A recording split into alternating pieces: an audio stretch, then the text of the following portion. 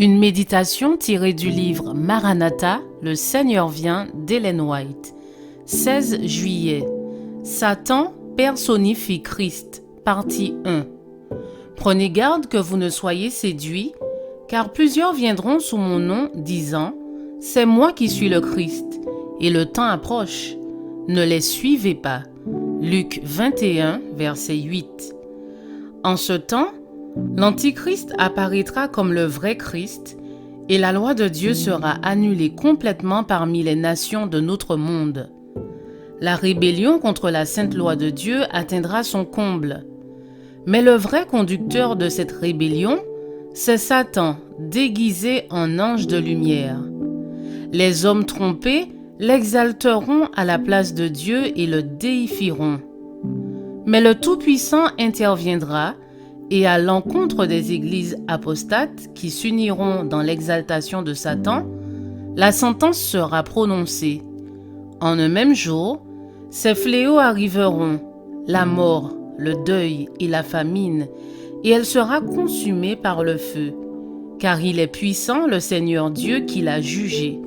Apocalypse 18, verset 8. Satan, déguisé en ange de lumière, parcourra la terre comme un faiseur de miracles. Avec un langage magnifique, il montrera des sentiments élevés. Il prononcera des paroles de Dieu et il fera du bien. Il imitera parfaitement le Christ. Mais sur un point, une différence se remarquera. Satan détournera les hommes de la loi de Dieu. Il déclarera que le sabbat a été changé du 7e au premier jour de la semaine, et en tant que Seigneur du dimanche, il présentera ce faux jour de repos comme une preuve de loyauté à sa personne. Il est impossible de décrire l'expérience du peuple de Dieu vivant sur la terre lorsque la gloire céleste et la répétition des persécutions du passé se mêleront.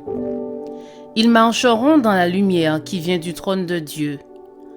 Par l'intermédiaire des saints anges, la communication sera constante entre le ciel et la terre. De son côté, Satan, entouré de ses anges et se faisant passer pour Dieu, fera toutes sortes de miracles afin de séduire, s'il était possible, même les élus.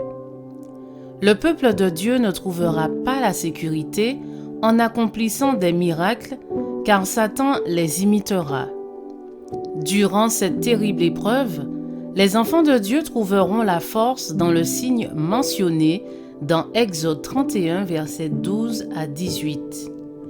Il devra s'ancrer dans la parole vivante. Il est écrit. C'est l'unique fondement sur lequel ils peuvent être sûrs. Je vous souhaite une excellente journée. Que Dieu vous bénisse.